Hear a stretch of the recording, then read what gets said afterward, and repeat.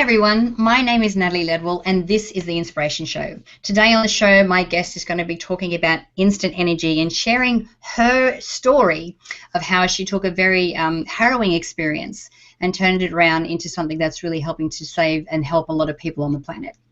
But before we do that, I just want to remind you that if you are watching this show on YouTube, don't forget that after the show, you want to click on the link underneath this video so you can take my free 30-second quiz that's going to figure out what's blocking you from success.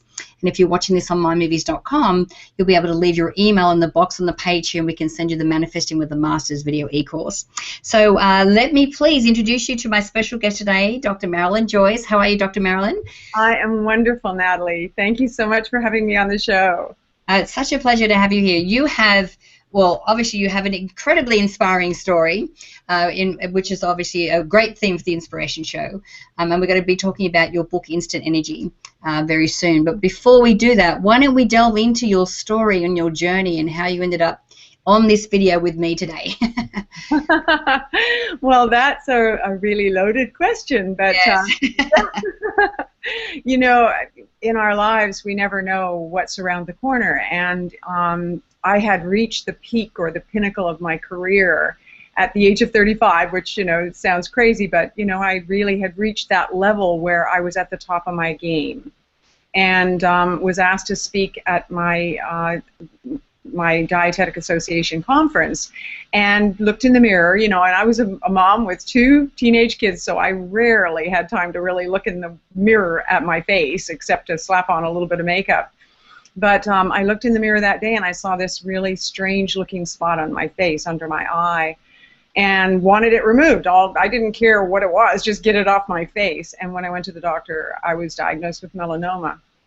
You could have blown me away with a feather because I was, you know, I didn't even know what melanoma was really, but, you know, this is mid-'80s. It wasn't such a big thing as it is today to talk about it even.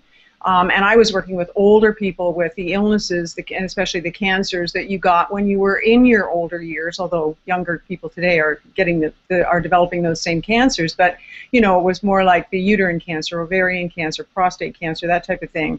So melanoma, what was it? So anyway, that was the first diagnosis, and fortunately, but it was early stage, so we got it right away. But what happened was that a week later, or a little more than a week later, I was doubled over with pain, and it was pain I had experienced for years, but it had been misdiagnosed as PMS, mainly because of my age, I'm sure. But after being diagnosed with one form of cancer, I think they decided to explore the possibility that there might be something more serious going on. And it was uterine cancer stage 4, and I was only 35. So there began my journey, and it was a 5-year journey in and out of cancer, 5 bouts of cancer later. In 1989, I found myself 88 pounds in a wheelchair, given, you know, less than 2 weeks to live, and I couldn't eat anything, drink anything. The only thing I could do was suck on ice chips, and I was not mobile at all. So I was depending on others, and it was really, for someone that's as independent as I am, it was a really hard place to be. And I had almost given up, but I don't think, you know, I think there's always there's survivor instinct, and, you know, people call me the survivor who's a thriver. And I think it's because I usually will take a challenge and make it work in another way, in a better way. And this was no exception, as it turned out. So in 1989, I ended up having what I called the miracle weekend. Met Jim, the Vitamix man, who made ice chips nutritious. And so I was sucking on not just water, but on ice chips with nutrition. And then the next day I met Dr. Bernie Siegel, and I learned about the power of gratitude. What you focus on expands. And, you know, I tell the story a lot, but, you know, the very first day that I was writing in that gratitude journal, I did not feel like I had a whole lot to be grateful for, but I kept remembering what Dr. Siegel said, which was, you know, what you focus on expands, and if you write the same gratitude 5 times, that's okay. Just write 5 gratitudes every day. And so the first day I wrote 5 gratitudes, and it was just a simple thing like, thank you, God, for the sun, because I was up in Canada in the middle of winter where the sun never shone. And I prayed and said, if you want me to write in this gratitude journal, you're going to have to give me a sign. And the sun shone briefly for just a few seconds, and to me, that was a sign. But the interesting part was, Natalie, at the end of a month, I wrote 138 gratitudes, and every single one of them was different. So, Wow. well, you And both so, transplants. yeah, so this is such an interesting story because you know, obviously you're well 88 pounds, so you're wafer thin. Yeah, Yeah. there's not much to you, and yet you had this turning point. So what do you attribute it to? Would you attribute it to the nutrition or the things that you started to do nutritionally, or do you really think that it was, you know, your shift in mindset that did that for you? Do you know, Natalie, I'd have to say that it was predominantly the shift in mindset. Mm. I think I have seen and worked with patients over the last 30 years, almost 30 years, who have had a great diet and a really crappy mindset. And they're not with us today. And I've had other patients who had a not so crappy diet, but not a great diet, but they had a great mindset and they worked a lot on that. And that's one of the things I work a lot on with my clients and my patients. And they are still here with us today, many of them. So, and if they're not, at least they had a peace of mind, you know, in the last months or years of their life. You know, they had quality of life, I think is what I'm trying to say. Let's face it, when you go through chemotherapy and radiation, you do not have quality of life. And for me, that was a decision I made. I went through three rounds of chemotherapy in the very beginning, and I knew that if I continued with that, I wouldn't be here today, to be quite honest. I was so ill with it. And so really, truly, I believe that, you know, mindset is a huge part of it, because when you really get to that place of inner love, whatever you experience within, you're going to radiate out, and other people are going to experience that from you. And so I think it really is about learning to love this vehicle that you're in enough to care for it, of course, you know, the physical things. But it really is a mind, body, spirit kind of thing. I mean, one of the things that I've always been distressed about is how in our world, our culture, we take the human being and divide them into 4 parts: the mental, the physical, the emotional, and the spiritual. And instead of dealing with the person as a whole person, we deal with 1 or 2 parts of that person. But when we work with the whole person, which is what I talk about in instant energy, it's like really looking at the 5 keys which address the physical, mental, emotional, and spiritual parts of ourselves. Yeah, so let's elaborate on that a little bit more. So we've got 5 keys, and so that's what you're saying the 5 keys are: mental, Yes. spiritual, physical, yeah. So is there a certain alignment that we can achieve, you know, for all those 5 elements, and how do we do that?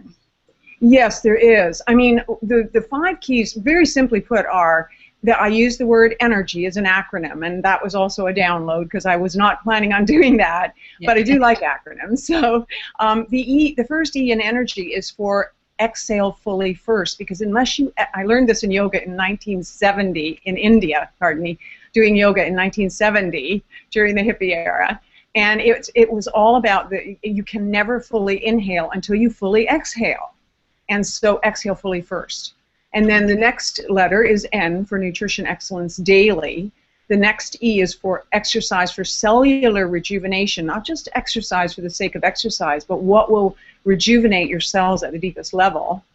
And then the R is for the very thing that most people don't do in our culture, which is rest, relax, and rejuvenate. And so that's a very important part of it. And then the G is for gratitude, attitude.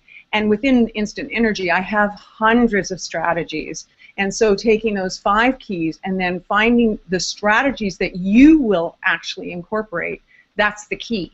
So that's what and let's face it, we get bored. Human nature is that we get bored with things, so we want to try something different. And all of my strategies are 5-minute strategies. I mean, basically, I'm the master of 5-minute healthy strategies that anyone can do anywhere, anytime. And that was something my patients called me, not myself. And it's because I really take things and hone them down to the simplest possible strategy that you can do to address all of those things. And what that does is it aligns your body, mind, and spirit so that your body can heal. If you're not addressing all of those parts of yourself, there's a part of your body that won't heal properly. And you need all those parts to work together to heal. That's basically it in a nutshell. Yeah, so it's a real holistic approach to it. So is the book specifically just for people that are not well, or can anyone benefit from it? Oh, anyone can benefit from it, Natalie. That's the thing about it that's so powerful, is that when I wrote it, I had been long over cancer, and I was working with people with all kinds of illnesses, and I actually started working with people who, you know, women came out of the woodwork who were getting older like myself, and they were asking for just how to balance their lives. And maybe they'd lost people that they loved, and they were having a hard job overcoming it, how to balance that. And so that's where the 5 keys come in. It's not just about, you know, feel good, you know, from eating good food or whatever, getting enough sleep. It's about feeling good from the inside out, from emotionally and spiritually as well. And it doesn't matter whether you've got an illness or not. I mean, ideally, if you're going to do what you should be doing, you should be preventing the illness, not trying to overcome it. But unfortunately, again, human nature is such that we almost have to get ill in order to, you know, first, in order to take charge of our health, which is an irony in itself, but it seems to be the way that human nature, generally speaking, is, although I think it's improving. You know, I see it a lot with people that I'm working with. Yeah. So, I mean, especially the type of cancer that you had as well, or cancers, I should say. It wasn't just one hit with them, didn't you? So what do you think was the biggest, I don't want to say lesson, but what was the biggest experience or, you know, improvement in your life that you made as a result of going through that experience? I think the biggest improvement that I made in my own life was to realize that every day is a gift. You know, we often hear that about yesterday is like a canceled check, tomorrow is like a promissory note, today is the present. It's the gift in your hand. Spend it wisely.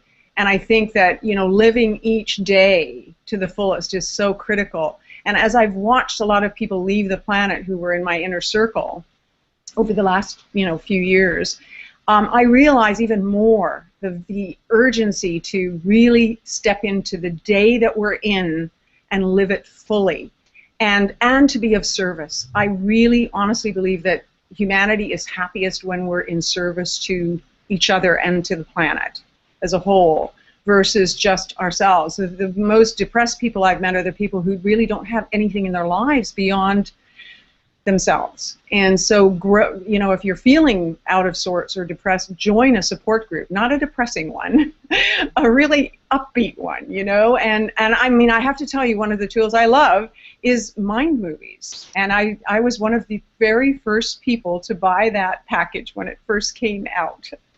So, and I still have it. So, you know, it's to create the movie of your life. Yes. Yeah. I know. Actually, I did an interview earlier with a woman whose 14-year-old daughter had cancer, and she was a very, very rare form of cancer, and there was, you know, her diagnosis was basically 1 in 7 million. Like, it was so rare. But then there was another girl that got this girl was in Canada, this other girl was in Jersey, got diagnosed the same day. That's like 1 in 2 billion chance that that's ever going to happen. And they actually went through, you know, that journey together. But they both made mind movies as well, you know, and talked about, you know, life and how amazing it would be when they were healthy and optimal again. Yes. And it was, yeah. So it was a great tool for that, which is really cool. Yeah, sorry.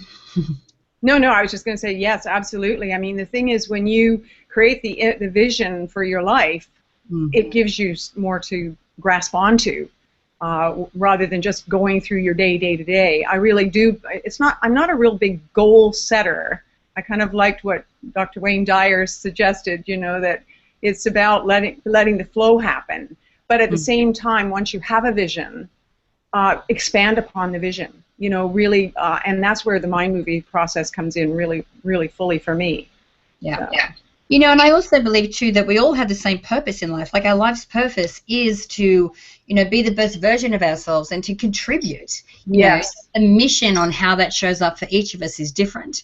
You know, and I know that with your information and the community that you've built and the new book that's coming out and everything that you're doing, you're just really helping, you know, a lot of people who maybe are in a position where they're thinking, you know, I mean, it's difficult when you're not feeling well or you're in pain and you're going through treatment. It's hard to not see what's right in front of you and just sort of get into those higher vibrations.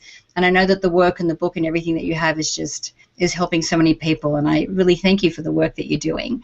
Well, thank you. Thank you for the work you're doing. Now, if people want to connect with you and get their hands on the book, and where can we send them to do that?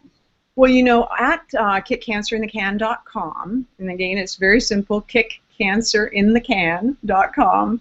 I have a free gift there for people if they decide to leave their name and email address, of course, but I do have a free gift for them, and also the book is available there as well on the section on audios and visuals. Yeah. So. Well, I'm glad that you're still here with us, and I really appreciate your time today, Dr. Marilyn, and I wish you all the best in your journey. Thank you so much, Natalie, for having me on. I'm just so inspired by everything you're doing, and this has just been a joy to be on here with you. Wonderful. Now, guys, I encourage you to share this video. Now, you can do that by clicking the Facebook and the Twitter share buttons on this page. And don't forget, if you're watching this online, you can click the banner to the side and go straight through to Dr. Marilyn's website from there. Or if you're watching it on the app, the banner underneath will take you there. If you're watching this on YouTube, click the link underneath to make sure that you do that 30-second free quiz so we can see what's blocking you from success. And leave your email if you're watching on mymovies.com so we can send you the Manifesting with the Masters video e-course. So until next time, remember to live large, choose courageously, and love without limits. We'll see you soon.